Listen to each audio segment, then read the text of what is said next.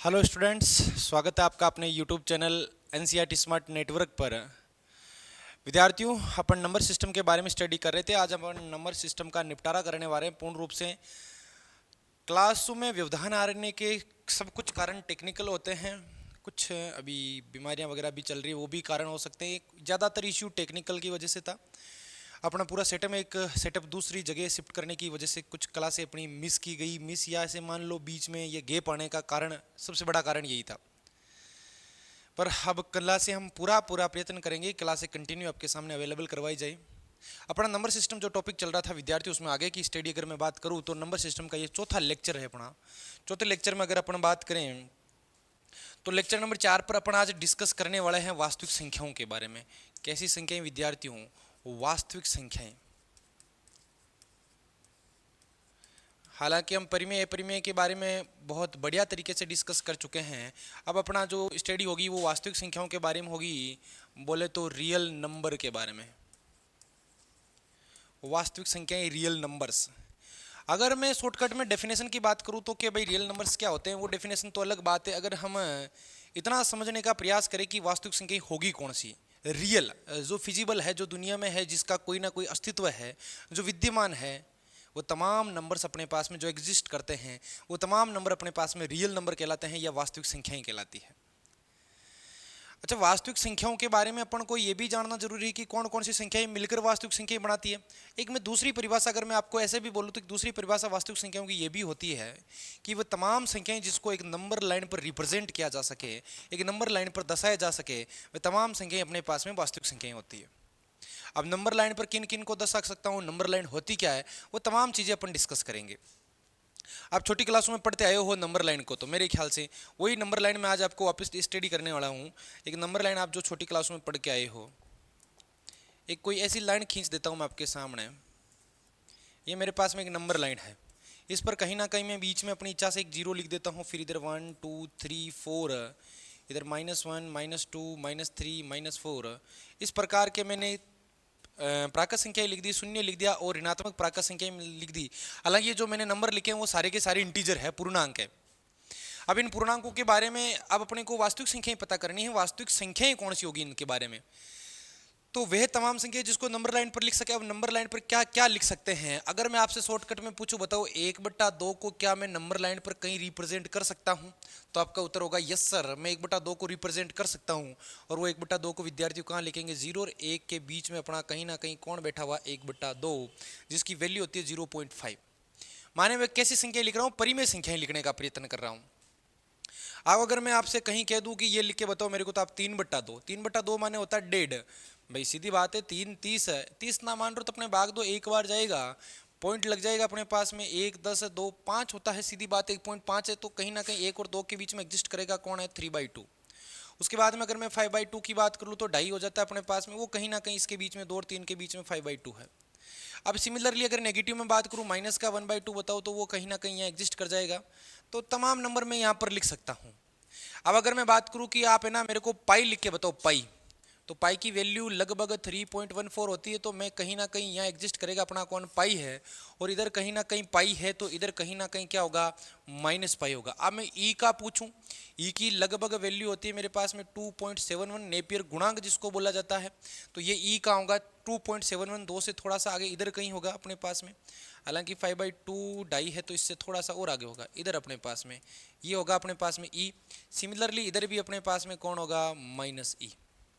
अब बताओ विद्यार्थियों, मैंने इस नंबर लाइन पर क्या क्या लिख चुका हूं? मैं प्राकृत संख्याएं लिख चुका हूं तमाम, वो आगे तक चल रही है। मैं इस पर पूर्ण संख्याएं लिख चुका हूं तमाम, मैं इस पर पूर्णांक संख्याएं लिख चुका हूं, मैं परिमेय संख्याएं पर इस पर लिख सकता हूं, मैं इस पर अपने पास में ए परिमेय संख्याएं लिख सकता हूं। ए परिमेय जैसे मैं पूछूं √2 की वैल्यू कितनी होती है? 1 पॉइंट कुछ, तो ये रहा 1 पॉइंट कुछ, ये मेरे क्या हो जाएगा? √2। मतलब इस पर परिमेय संख्या आ गई, ए परिमेय संख्या आ गई, पूर्णांक आ गए, पूर्ण आ गई, प्राकृत आ गई। ये तमाम संख्याएं मिलकर अपने जिन संख्याओं का निर्माण करते हैं उन संख्याओं को कैसी संख्याएं बोला जाता है? वास्तविक संख्याएं। तो इनडायरेक्टली अपने को समझना है वास्तविक संख्या होती क्या। अपन ने ये परिभाषा समझ ली वास्तविक संख्या की। तो कौन कौन सी संख्याएं? प्राकृत संख्याएं, पूर्ण संख्याएं, पूर्णांक संख्याएं, परिमेय संख्याएं, अपरिमेय संख्याएं, ये सब मिलकर किनका निर्माण करती है? अपने पास में वास्तविक संख्याओं का, या शॉर्टकट में ऐसा बोल सकता हूँ परिमेय अपरिमेय संख्याएं मिलकर है वास्तविक संख्याओं का निर्माण करती है। तो अपन डेफिनेशन लिख लेते हैं भाई। किसकी डेफिनेशन लिख रहे हैं अपन? वास्तविक संख्याएं। वास्तविक संख्याएं, डेफिनेशन पर फोकस कर लेते हैं। इसको इंग्लिश में बाद में लिख लेंगे। वे परिमेय संख्याएं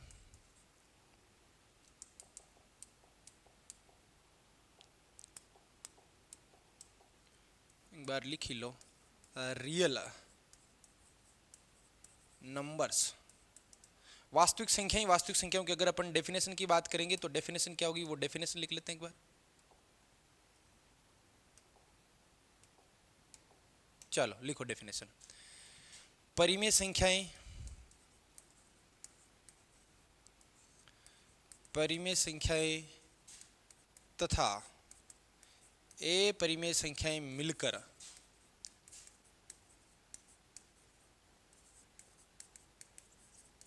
परिमेय संख्याएं तथा अपरिमेय संख्याएं मिलकर वास्तविक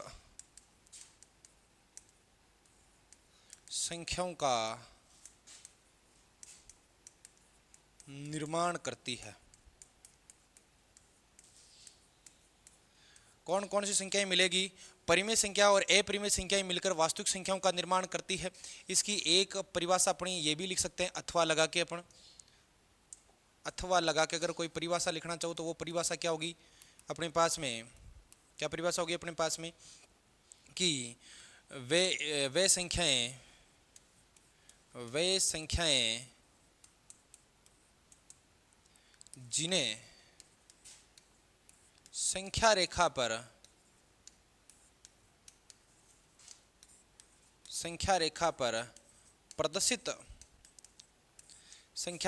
प्रदर्शित किया जा सकता है। वे तमाम संख्याएं जिसको रियल नंबर लाइन पर अपन रिप्रेजेंट कर सकते हैं वो वास्तविक संख्याएं कहलाती है। वास्तविक संख्याओं को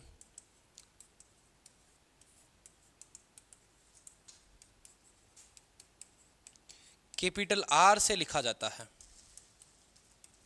किससे लिखा जाता है?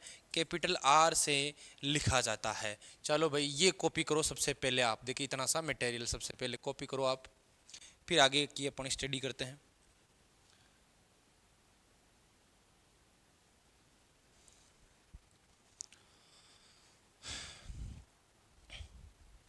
स्क्रीनशॉट वगैरह जो भी लो आप, सेफली नोट्स बनाते रहना ना।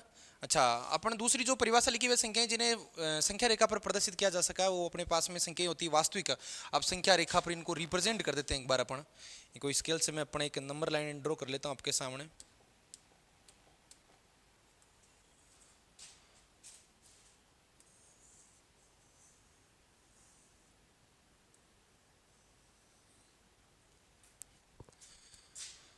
कुछ जानकारियां यहाँ पर लिखनी है मेरे को, तो थोड़ी सी बड़ी लाइन बना लेता हूं मैं। ठीक है भाई।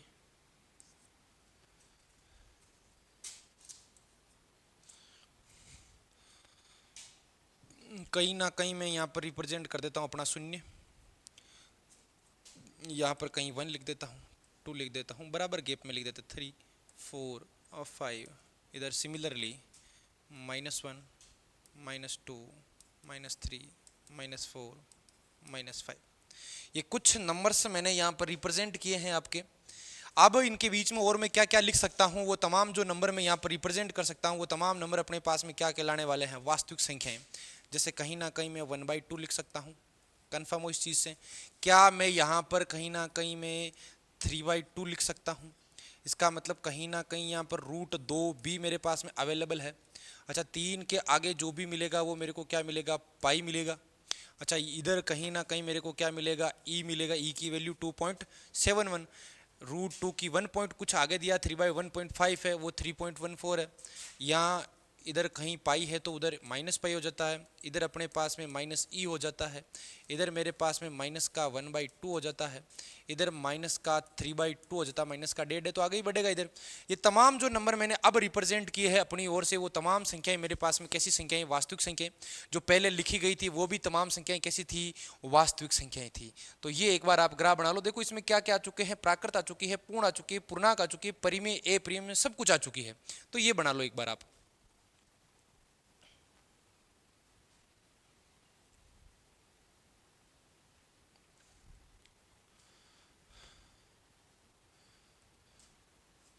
उम्मीद करता हूं बन गया होगा। अब बन गया तो आगे चलते हैं फिर अपन। बन गया क्या? उम्मीद करता हूं पूरा ग्राफ बन गया होगा आपके पास में। अच्छा, अब देखो इस ग्राफ में मेन मुद्दा क्या है बनने के बाद में। अब अपन जैसे कि धनात्मक ऋणात्मक पूर्णांक पढ़े थे, सिमिलरली धनात्मक वास्तविक संख्याएं ऋणात्मक वास्तविक संख्याएं भी होती है। जैसे मैं बात करूं इधर से, ये जैसे जीरो दे रखा है, जीरो के यहाँ पर, अच्छा देखो ये वास्तविक संख्या जब भी अपन पढ़ते हैं तो मैं 3 कोष्टकों की हर बार डिस्कस करता रहता हूँ कि मैं बताता हूँ आपको। एक तो छोटा कोष्टक होता है बच्चों, एक मंझला कोष्टक होता है, एक बड़ा कोष्टक होता है। ये 3 कोष्टकों की मैं अक्सर डिस्कस करता हूँ। छोटा कोष्टक, मंझला कोष्टक, बड़ा कोष्टक, तीनों कोष्टक विशेष कोष्टक अपने आप में अलग महत्व रखते हैं। अगर इस कोष्टक के भीतर लिखा हुआ है 5,10, इसमें भी 5,10 और इसमें भी 5,10 लिखा हुआ है, तीनों का अलग अलग मीनिंग है। छोटा बड़ा मंझला तीनों अपने पास में अलग अलग ब्रैकेट मीनिंग रखते हैं। जैसे इसको बोला जाता है अपने पास में ओपन, इसको क्लोज, इसको करली bracket, open interval, close interval और करली ब्रैकेट। अब देखो इंटरवल वगैरह, हालांकि अपने एक चैप्टर है पहला चैप्टर, उसमें पूर्ण रूप से स्टडी करेंगे, पर हाल फिलहाल मोटा मोटा आप यहाँ आइडिया लगा लो। जैसे लिखा हुआ है 5,10, एक तो मैंने छोटा कोष्टक बनाया है, एक बड़ा कोष्टक बनाया है, एक मैंने मंझला कोष्टक बनाया है। इन तीनों की पहले कहानी जान लेना। इसके लिए मैं हमेशा एक स्टोरी सुनाता हूँ, एक तो पापा की, एक भाई की, दोनों की मिक्स स्टोरी है। इस कोष्टक को अपने पास बोला जाता है पापा वाला कोष्टक, और इस कोष्टक को बोला जाता है भाई वाला कोष्टक। ये दोनों क्लियर हो जाएंगे तो इसको आपत्ति नहीं होगी। ये विशेष ध्यान रखना, छोटा कोष्टक पापा वाला कोष्टक है, बड़ा कोष्टक भाई वाला कोष्टक। अब इसमें एक रोचक जो कहानी है वो सुन लो। एक बार क्या होता है, एक लड़का होता है अपने पिताजी के साथ मार्केट निकला होता है। अब पिताजी के साथ मार्केट जा रहा होता है तो एक कोई गली दिखती है उसको, तो वहाँ पर कहता है पिताजी इस गली में चलो ना एक बार। तो पिताजी के साथ गली में निकल लेता है। तो गली में जाने के बाद में एक कोई जूते की बढ़िया शॉप नजर आती है उसको। तो शॉप पर रुक जाता 2 मिनट के लिए, और पापा बोलते क्या हुआ, रुका क्यों? पापा वो थोड़े जूते दिलवा देते ना, बहुत बढ़िया लग रहे हैं, मेरे सही सेट होंगे, ये नंबर भी ठीक है, वो पुराने वाले फट भी गए हैं, तो दिलवा दो तो बहुत बढ़िया एहसान होगा आपका। तो पिताजी ने कहा नहीं अभी नहीं दिलवाने, चल यहाँ से, तेरे को तो इसी वजह से कोई खूब सारी डांट पड़ी और अपने साथ में ले चले। उस टाइम बच्चे ने कोई एक्शन नहीं किया, वो अपने पिताजी के साथ चल लिया, कोई एक्शन नहीं, बस चल रहा है, ठीक है पिताजी ने बोल दिया तो अपन चल लेते हैं। कोई रिएक्शन नहीं दिया, कोई एक्शन नहीं लिया, और साथ साथ में चल दिया, घर गया, खाना खाया, सो गया। अब कुछ ही दिनों के बाद में उसका भाई वहाँ पर आया। अब भाई थोड़े बहुत कहीं आर्मी से आया होगा कमा के, तो वो भाई को बोला भाई चल मार्केट घूम के आते, काफ़ी दिनों से आया, तेरे को मार्केट दिलाता हूँ, मार्केट में क्या क्या चेंजेज हुए। तो भाई के साथ में मार्केट घूमने निकल जाता है। तो जैसे ही मार्केट जाता है तो वही उसको गली याद है, भाई थोड़ा मार्केट चलना, कि क्या काम है रे, तू चल मैं बताता हूँ तेरे को सब कुछ। तो वो गली में निकलता है तो वही जूते वाली दुकान फिर दिखती है, भाई थोड़े जूते दिलवा देना। अरे चल क्या क्या जूते दिलवा दे, अभी तो थोड़े दिनों पहले तूने जूते लिए थे। भाई वापस डांटने लगा। तो उस बच्चे ने क्या कहा कि भाई की गर्दन पकड़ी, चलता कि नहीं चलता, दिलाता कि नहीं दिलाता। पापा ने आया तब उन्होंने मना कर दिया, तू आए तो मना कर रहा है, क्या मैं खरीदना छोड़ दूं, क्या जिंदगी जीना छोड़ दूं, मैं खत्म है क्या मेरी जिंदगी? तो एक काम कर, तू मेरे को जूते दिला के ही चल। तो पकड़ के दुकान के अंदर ले गया, भाई को शामिल कर लिया दुकान के अंदर, पापा को शामिल नहीं कर पाया क्योंकि ये स्टंट करने लायक नहीं था, ये पापा के साथ करने लायक नहीं था। रोटियों के लाले पड़ने में ज़्यादा समस्या नहीं आती अगर ये स्टंट पापा के साथ में होता। तो भाई को ले गया और फिर वही जो सामान खरीदना था आ गया। मेरा मेन मुद्दा ये था स्टोरी बताने का कि जब पापा आए थे तो पापा को तो उसने शामिल नहीं किया था, परंतु भाई को शामिल कर लिया था। अब देखो यहाँ पर अगर मैं लिखूं 5,10, इस पर कहानी पर मतलब समझना, और यहाँ एक लिख रहा हूँ 5,10। अब दोनों कोष्टकों का मीनिंग समझना। यहाँ पर 5,10 छोटे कोष्टक में लिखा हुआ है, इसका तात्पर्य ये होता है विद्यार्थियों कि जो अपना 5 है ना, यहाँ पर 5, चलो इसमें तो 5 तक है नहीं, तो इसमें कोई छोटी संख्या लिख लो जो इसमें कहीं ना कहीं है। तो मैं 2,5 लिख लेता हूँ, एक छोटे कोष्टक में 2,5, एक बड़े कोष्टक में 2,5। अब छोटे कोष्टक में जो 2,5 लिखा है, इसका तात्पर्य ये होगा इस 2 से, ये 2 दिख रहा है, इस 2 से 5 तक की सभी वास्तविक संख्या इसमें शामिल है। इस कोष्टक में बहुत कुछ मटेरियल है, अनंत मटेरियल है कोष्टक के भीतर। क्या क्या है? इस 2 से 5 तक के बीच में जितनी वास्तविक संख्याएं आ रही है वो सब इसमें है। अब अगर मैं आपसे इतना सा सवाल पूछूं, बताओ इसके बीच में कितनी वास्तविक संख्याएं, तो आपका उत्तर क्या होगा? तो आपका उत्तर होगा सर 2। 2 नहीं है। इसके बीच में देखो, अगर मैं 2 से 3 5 के बीच की बात करूं तो यहाँ कहीं ना कोई मेरे ख्याल से 2.00001 बैठा होगा। इसके जस्ट आगे की मैं बात करूं 2.00000 और अपने पास में 1 2 होगा, 1 3 होगा, 1 4 होगा। ऐसे कितनी संख्याएं 2 से 5 तक जाने के लिए? अनंत संख्याएं हैं। तो इसके बीच में अनंत नंबर है। अब मैं वापस रिपीट कर रहा हूं, छोटे कोष्टक, क्या छोटा कोष्टक पापा को रिप्रेजेंट करता है? हाँ सर, पापा को रिप्रेजेंट करता है, परंतु छोटे कोष्टक में पापा दुकान में शामिल नहीं थे। इसका तात्पर्य यह हुआ विद्यार्थियों कि मेरे को 2 से 5 तक के बीच की वास्तविक संख्याएं लेनी है, 2 से 5 के बीच की वास्तविक संख्याएं लेनी है, परंतु पापा दुकान में शामिल नहीं थी, इसलिए मेरे को ना तो 2 को लेना है और ना 5 को लेना है। खत्म बात। 2 और 5 के बीच की तमाम वास्तविक संख्याएं लेनी है आपको। 2 और 5 के बीच की तमाम कैसी संख्याएं लेनी है? वास्तविक संख्याएं, इनके अलावा कुछ भी नहीं लेना है आपको। इसका मतलब पापा शामिल नहीं थे तो ना तो आपको 2 को लेना है और ना आपको 5 को लेना है। ये किनारे वाले नंबर है ना, ये मान लो पापा है, पापा शामिल नहीं थे, इसके बीच के जितने नंबर है वो सब शामिल होते हैं। अब मैं आ जाता हूं इस पर, ये कौन सा कोष्टक है? भाई वाला। इसका तात्पर्य ये होगा 2 और 5 के बीच की सभी संख्याएं आएगी, 2 और 5 के बीच की सभी संख्या आएगी, उसके साथ साथ में ये 2 भी आएगा और 5 भी आएगा, क्योंकि ये भाई को रिप्रेजेंट कर रहा है। उस दिन उसमें 2 भी शामिल होगा और 5 भी शामिल होगा। बड़ा कोष्टक भाई है, भाई दुकान में गया था। अब अगर इसको अपन इस थ्योरी में ढाल के लिखना चाहिए तो अगर मैं 2,5 लिखना चाहूं तो इसका तात्पर्य होगा 2 तथा 5 के बीच की सभी वास्तविक संख्याएं शामिल है। सभी वास्तविक संख्याएं शामिल है, परंतु 2 तथा 5 शामिल नहीं है। और कौन सा इंटरवल बोलेंगे? Open interval. हालांकि जब हम वापस पढ़ेंगे तो इस पर थ्योरी लिखेंगे ओपन इंटरवल। 2 तथा 5 के बीच की सभी वास्तविक संख्याएं शामिल है, परंतु 2 तथा 5 शामिल नहीं है। बड़े कोष्टक में 2 5 लिखने का तात्पर्य होगा 2 तथा 5 के बीच की सभी वास्तविक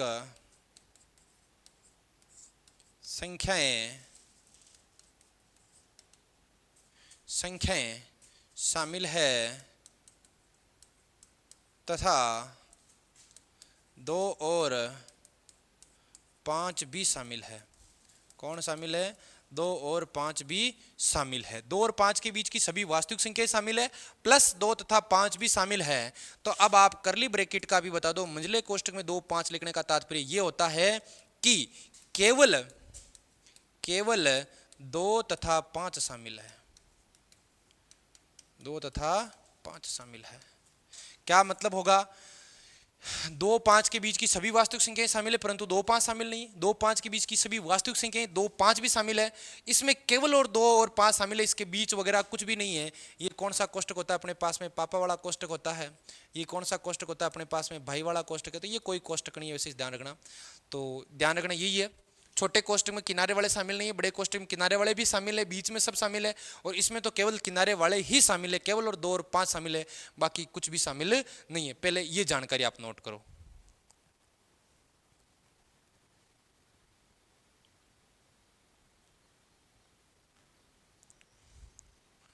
अब मैं वापस एक नंबर लाइन बनाऊंगा और कुछ जानकारी आपसे अर्जित करवाने का प्रयत्न करेंगे अपन।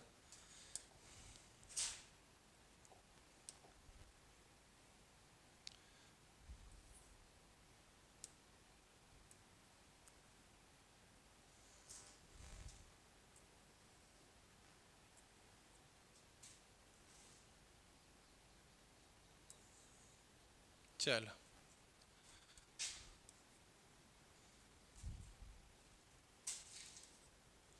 बीच में कहीं ना कहीं अपन किसको लिख देते हैं? 0 को।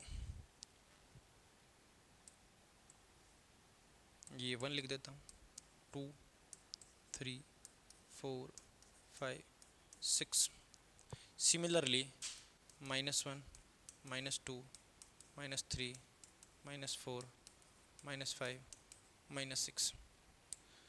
अब देखो देखें इनके बीच में भी अपने तरीके से कोई नंबर ऐड कर देते हैं। बताओ यहाँ कहीं ना कहीं क्या मिलेगा अपने को 1/2, यहाँ कहीं ना कहीं अपने को क्या मिलेगा पाई। अच्छा यहाँ कहीं ना कहीं क्या मिलेगा अपने को ई। सिमिलरली इधर कहीं ना कहीं क्या मिलेगा -1/2, इधर कहीं ना कहीं क्या मिलेगा -पाई, इधर कहीं ना कहीं क्या मिलेगा माइनस का ई। तमाम नंबर मिल चुके हैं। हालांकि और भी नंबर होंगे जैसे कि 5 से बड़ा कोई नंबर होगा, 6 से बड़ा कोई नंबर होगा, वो तमाम नंबर मिलते जाएंगे। जैसे मैं बात करूँ 5 + 1/2 कर ले तो 5 11/2 5.5 होते, कहीं ना कहीं यहीं मिलेगा। इसी प्रकार सिमिलरली -11/2 इधर कहीं मिलेगा। भाई माइनस का 5.5 है तो इससे छोटा ही मिलेगा अपने को। अब इसमें से मैं ये जानकारी नोट क्यों करवाई, अब मैंने जैसे पूर्णांक पढ़े थे तो एक तो धनात्मक पूर्णांक पढ़ा था, एक ऋणात्मक पूर्णांक पढ़ा था। सिमिलरली वही यहाँ पढ़ने वाले हैं। अब देखो देखें जीरो के इस साइड जब जीरो शामिल नहीं होगा ना तो मैं इसके ऐसे खाली बोल बनाने वाला हूं, समझ जाना आप। जब जीरो शामिल नहीं है तो क्या होता है, जीरो के इधर के सारे नंबर जो 0 से बड़े हैं वो सभी जो संख्याएं हैं वो वास्तविक संख्याएं हैं। जो इस नंबर लाइन पर जीरो के इधर है या जीरो से बड़ी है वो सभी संख्याएं क्या है, धनात्मक वास्तविक संख्याएं हैं। किस प्रकार की संख्याएं हैं, ये जैसे जीरो है इस पर एक खाली बोल बना देता हूं और इधर की तमाम संख्याएं मेरे पास में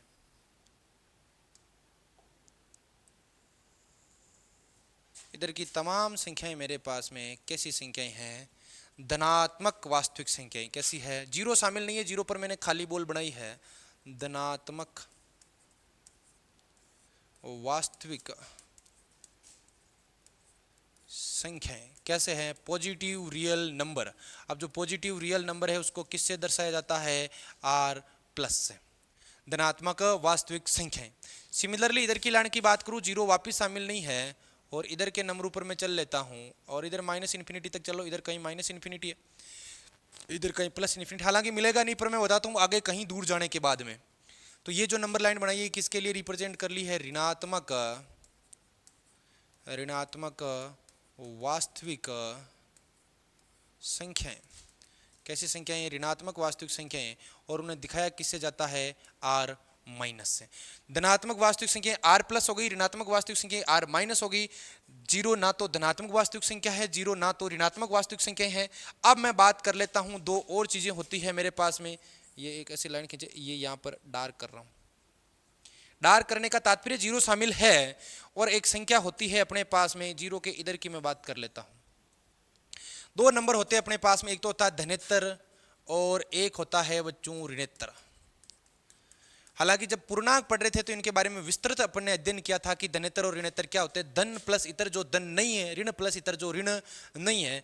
तो ऋण अगर मैं बात करूं दुनिया में वही आवाज लगाई गई कि वो इधर आ जाओ जो ऋण नहीं है, तो सबसे पहले भाग के जीरो आता है। इधर की तमाम संख्याएं जीरो, ना ऋण है, ना एक ऋण है, ना दो ऋण है, तो ऋणेत्तर। ये इधर की सारी संख्याएं अपने पास में कैसी संख्याएं, ऋणेत्तर वास्तविक संख्याएं। कैसी संख्याएं हैं, ऋणेत्तर वास्तविक संख्याएं। अब मैं इधर की संख्याओं की बात करूं, इधर चल लेते हैं पूर्ण रूप से, और ये तमाम संख्या अपने पास में क्या कहलाती है, जो धन नहीं है, ये इनमें से एक भी धन नहीं है, धनेत्तर वास्तविक संख्याएं। ठीक है, ये मीडिएटर का काम कर रहा है यहां पर, मतलब जीरो दोनों में ही होगा, जीरो के उधर इधर, ये जीरो के उधर की या जीरो शामिल करके ऋणेत्तर, जीरो के इधर जीरो को शामिल करके तमाम क्या है, धनेत्तर वास्तविक संख्याएं हैं। जीरो के उधर जीरो शामिल नहीं तो धनात्मक है, जीरो के इधर जीरो शामिल नहीं है तो ऋणात्मक। अब अगर एक शब्द में लिख दूं शून्यतर, शून्यतर वास्तविक संख्या। अब शून्यतर वास्तविक संख्या का शब्द में मीनिंग छुपा हुआ है। शून्यतर वास्तविक संख्या का मतलब होता है जो शून्य नहीं है, तो वे तमाम संख्याएं जिसमें कौन शामिल नहीं होगा, शून्य शामिल नहीं होगा, वो तमाम संख्याएं शून्यतर कहलाती है। ये आप डायग्राम बना सकते हो।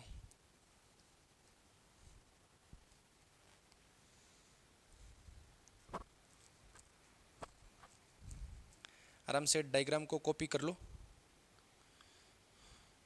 मोटा मोटा अपने संख्याओं के बारे में स्टडी हो चुकी है।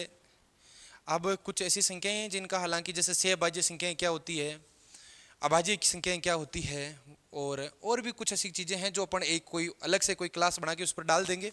अब अपन अपना चैप्टर स्टार्ट करने वाले हैं भाई। अपना जो फाउंडेशन कोर्स है 11th का वो कम्प्लीटली अपन स्टार्ट करने वाले हैं फुल कॉन्फिडेंस के साथ में कि इस बार जब अपन 2 साल दे दे तो जेईई में निकाल के एडवांस का पेपर देने के लिए पूरे प्रिपेयर हो जाए। विद्यार्थियों सब कुछ पॉसिबल है, जो हम बताए जिस राह पर आप चल रहे हो, जो हम बताए जिस स्तंभ को आप फॉलो कर रहे हो, जो रूल्स फॉलो कर रहे हो, मुझे लगता है एवरीथिंग इज पॉसिबल। डिपेंड करता है कि आप कितने घंटे उसको कवर कर पाते हो, कितने घंटे स्कूलिंग में, कितने घंटे अपने फाउंडेशन को देते हो। मैं बोल रहा हूँ 11th में, फिर बोल रहा हूँ अपने परसेंटेज पर गौर मत करो। एक बात आराम से माइंड को खोल के सुन लेना, जो एनसीईआरटी आप पढ़ रहे हो अभी कोर्स में ना, उस तक सीमित रहना, तो जेईई मेन का जय नहीं कर पाओगे आप। एनसीईआरटी का एक सवाल नहीं पड़ता जेईई मेन में, हकीकत ये सच्चाई ये है ना। 9th 10th के इनमें से कोई सवाल पड़ता है, ये तो एक बेसिक के तौर पर काम आते हैं।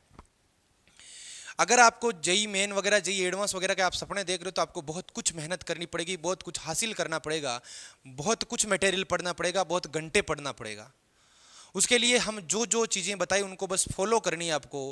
कितने घंटे वो सब मैं आपको एक दिन छोटे से वीडियो में एक टाइम टेबल बता दूंगा कि आप इस तरह पढ़ो। मैं बोल रहा हूँ, ये मैं नहीं कहता हूँ कि आज भी आप 4 बजे मुर्गे की तरह उठ के बैठ जाओ, ये भी नहीं कह रहा हूँ 15-15 घंटे पढ़ो, नहीं, कोई जरूरी नहीं है। परंतु एक फिक्स बना लो कि आप है ना, अगर आपके माथे में चल रहा है कि मैं 15-15 घंटे पढ़ूंगा, उससे अच्छा आप है ना टाइम टेबल, मेरे ख्याल से जितना घंटे आपको लग रहा है ना पढ़ सकता हूँ, उससे 2 घंटे कम का टाइम टेबल बनाओ आप।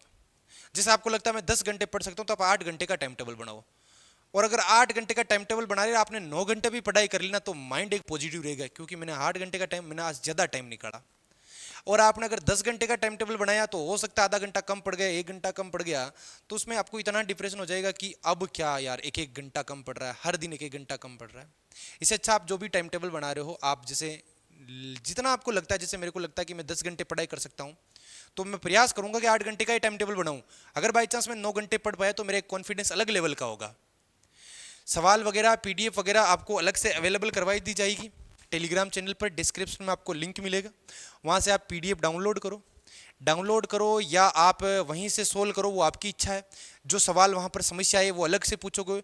डेली हम प्रयास करेंगे, डेली प्रैक्टिस क्वेश्चन मिले आपको, उस टाइप से आप सवाल सरल करो और फिर आगे की क्लासों को सुचारू रूप से आप देख पाओ।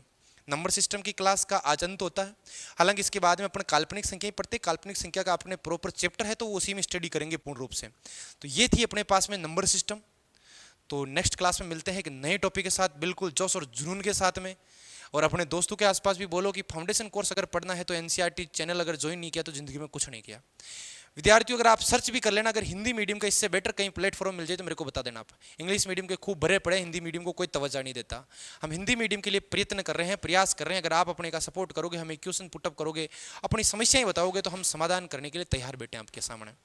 बस आप समस्याएं बताना, जो चीज़ समझ में नहीं आई वो कमेंट करके पूछना। बस हम आपके लिए ही तत्पर हैं, अपने माँ बाप का सपना पूरा करने के लिए तैयार होकर बैठ जाओ। तो नेक्स्ट क्लास में मिलते हैं, बहुत बहुत धन्यवाद।